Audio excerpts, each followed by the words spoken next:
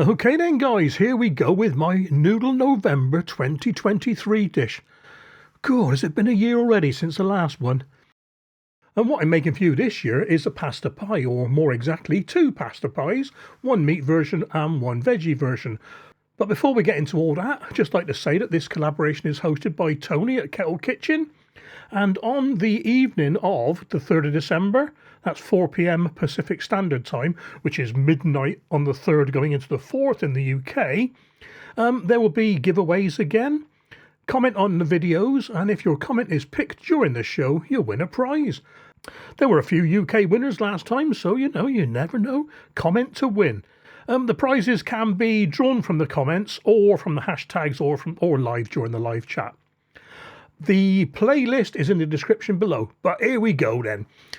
The first pasta pie I'm making will be based on a beef ragu. So we got a packet of steak mince, carrot, celery, onion, Italian herbs. That's my own blend. I tell you what, I'll put the list of how I make that in the description below as well. Some red wine, mozzarella pearls, beef stock cube, lazy garlic. And I'll tell you why I'm using lazy garlic and dried herbs later on. We got some olive oil, some grated cheddar, tomato puree, and some fresh lasagna sheets and some tube pasta. Any tube pasta will do, but I'm using the Gigante puree, and you'll see why later.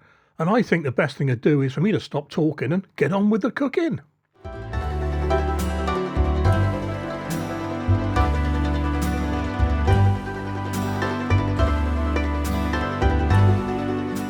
Okay, we got a bit of cutting and chopping to do. Just a few passes through the sharpener, just keeps an edge on the blade. And don't forget, a sharp knife is safer than a blunt knife. Wipe the blade just to get those filings off the edge. You don't want metal filings in your ragu, do you? We're going to start this ragu off with a sofrito. Now, sofrito, if you don't know, is a mix of celery, carrot and onion, finely chopped. It forms the basis for many a classic Italian dish.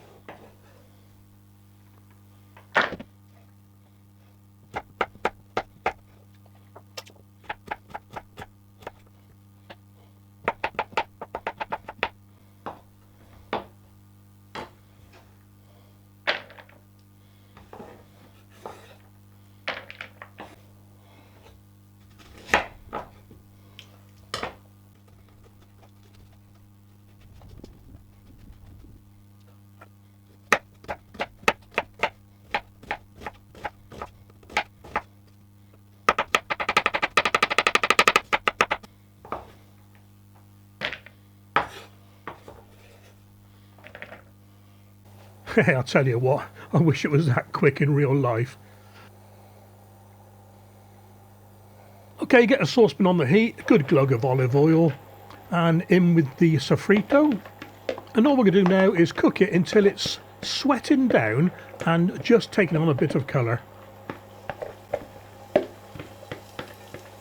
Don't worry if some of your chopping sizes are a bit erratic. We're going to be cooking this for about an hour, hour and a half in a minute. And it's all going to dissolve down to virtually nothing anyway. The small chunks just make it quicker to cook.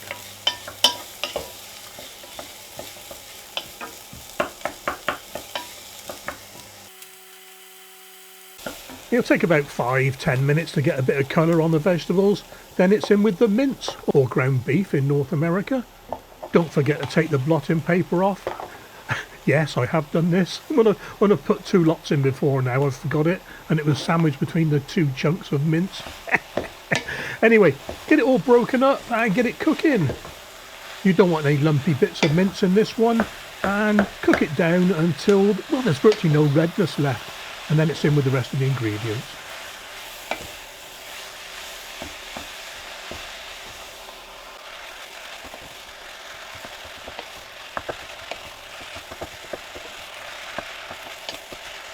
Until it looks, well, a bit like this really. In with the tomato puree. Now I'm not using any quantities for this. I'll stick a list in the description for you, but I'm just playing it by ear. There's probably 2 or 3 tablespoons there. In with the lazy garlic. And the reason I'm using lazy garlic and dried herbs, it makes no sense to use fresh garlic and fresh herbs because this, like I said before, this is going to be simmering down for an hour and a half, and any benefit from using fresh ingredients would be wasted. If you haven't already done so, get your stock ready. And if you're in the UK, here's a tip for you using OXO cubes. Press the cube down with a wide blade knife, peel the wing off and just squeeze it in. Much easier than trying to crumble it with your fingers. So in with the stock and then the Italian herbs. And as promised, here's my blend. 1 tablespoon each of dried basil, dried thyme, dried rosemary, dried marjoram and dried parsley, and 2 tablespoons of dried oregano or oregano. You can add a teaspoon of red pepper flakes to make it a bit warmer, or garlic powder, but we've already got garlic in this one so we don't need it. And of course you can mix it to your own tastes, and it is so much cheaper than buying a store-bought Italian herb mix. Which reminds me, I need to make some more. And last but not least for the ragu is some red wine. Now don't forget that the more wine you put in, the longer it will take to simmer to get rid of the liquid. So I used about 125 ml, what's that, 1/6 of a bottle. Get it up to a boil fairly quickly, and boiling it helps get rid of the alcohol. The quicker you get rid of the alcohol, the sooner we can start making the sauce. Get it nice and thick with all those flavours infusing. I can't give you a time on how long to simmer this for because every stovetop is different. On with the lid and, well, simmer for as long as it takes to get rid of most of the liquid. You'll see what I mean later.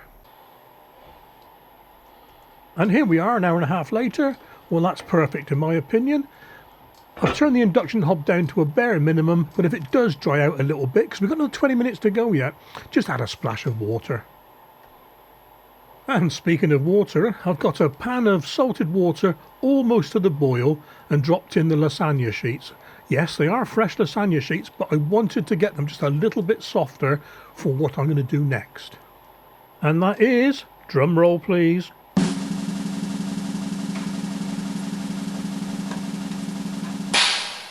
we're going to use the pasta like pastry. So I've laid the soft lasagna sheet on top of the springform base. Yeah, we're going to use a springform tin for this, forgot to tell you. And just press around with a knife just to cut out 4 rough sort of semicircles. 2 for the base, 2 for the top. And for the sides, gauge the height of the tin.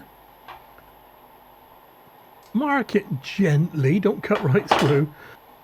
And what we do now is just cut out loads of little triangles so that when the sheets are laid around the side of the tin, it doesn't all pucker up in the base. A picture tells 1,000 words, so you'll see what I mean in a minute.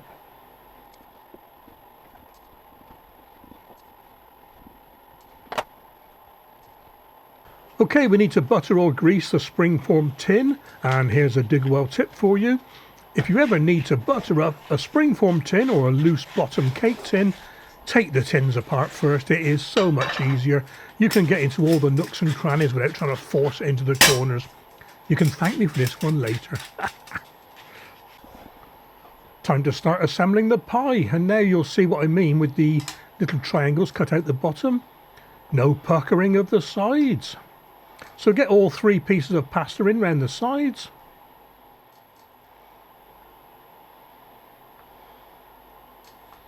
Then in with 2 of the semicircular, they're not semicircles, but you know what I mean, 2 of the semicircular lasagna sheets in the base. And the reason there is so much overlap is we do not want a soggy bottom. Should be no seepage with this, fingers crossed.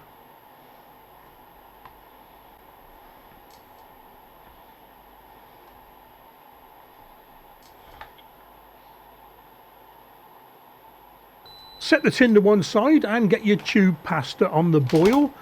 I know I need about 25 tubes to fit that tin because I did a dry run earlier. Cook the pasta for 1 or 2 minutes less than the packet says. We don't want them to be al dente. We want them to be just a little bit firmer because there's more cooking to go yet in the oven. And when they're cooked, scoop them out or drain them through a colander, your choice. Give them a good drizzle of olive oil, or you could use grated parmesan. We just want the tubes to not stick together, and let them cool down a little bit because we're going to be handling them and they're a bit warm at the moment. When the tubes are cooled down a little bit, it's time to stand them up in your prepared pie dish. Now this is where it pays to know your pasta. I think I probably cooked the tubes a little bit too long, maybe a minute too long. They're a bit floppy. Didn't matter, it worked out in the end.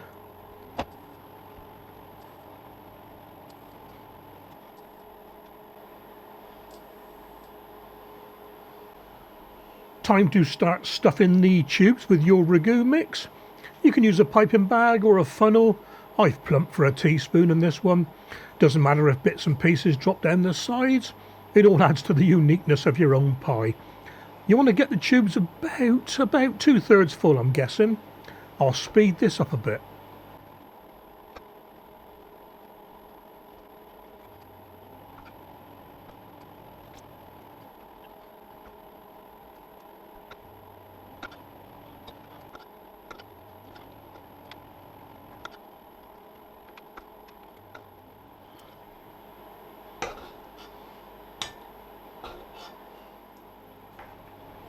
And now you can see why I said only to fill the tubes 2/3 full and why to use the big tubes in the first place.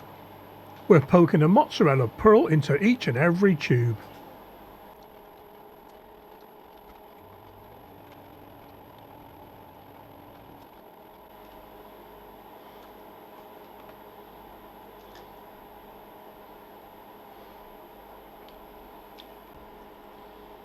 A layer of ragu on top of the pearls, top the pie off with the final 2 pieces of lasagna, poke a few holes in it, a generous topping of grated cheddar, some freshly grated parmesan, and in the oven, 180 Celsius, 20 to 25 minutes. And 25 minutes later, here it is. Fingers crossed. Oh, it's standing up. Well, we got to try, haven't we? Sharp knife here.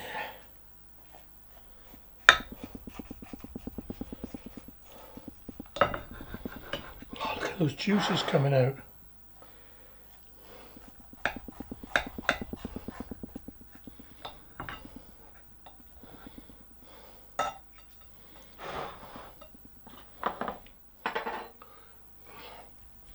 Oh, we got the mozzarella all melty there, look. Oh, let's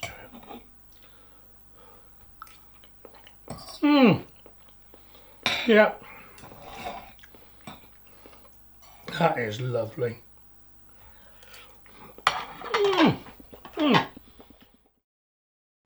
And for my vegetarian version, I'm going mushroom based. So we got some fresh mushrooms. We got some puree mushrooms from the freezer, mushroom sauce, tinned mushrooms, garlic powder, some parmesan, mascarpone and the grated cheddar again, and we've already prepared the pasta pie base. And the filling for this one really is simplicity itself. In with the tinned mushrooms, these were just left over in the fridge. In with the mushroom puree and the fresh button mushrooms. Couple of teaspoons of the garlic powder, and give it all a good blitzing until it's down to a puree consistency, and then it's in with the mascarpone, and again give it a good blitzing. Makes a nice creamy paste.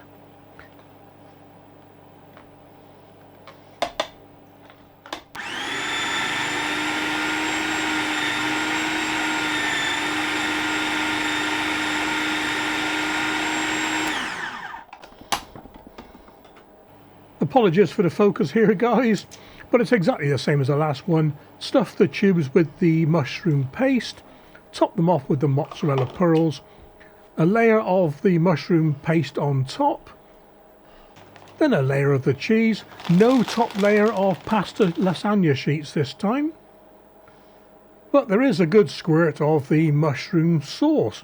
It's nice, this one. In the oven a bit longer this time, 30 minutes at 180 Celsius. Just because the mushroom paste is cold. And here it is. Ooh.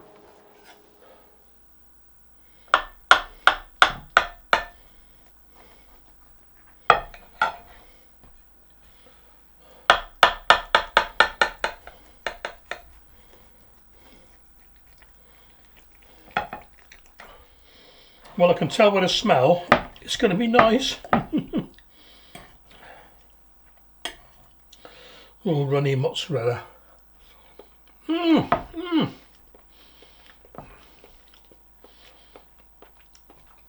That is good, guys.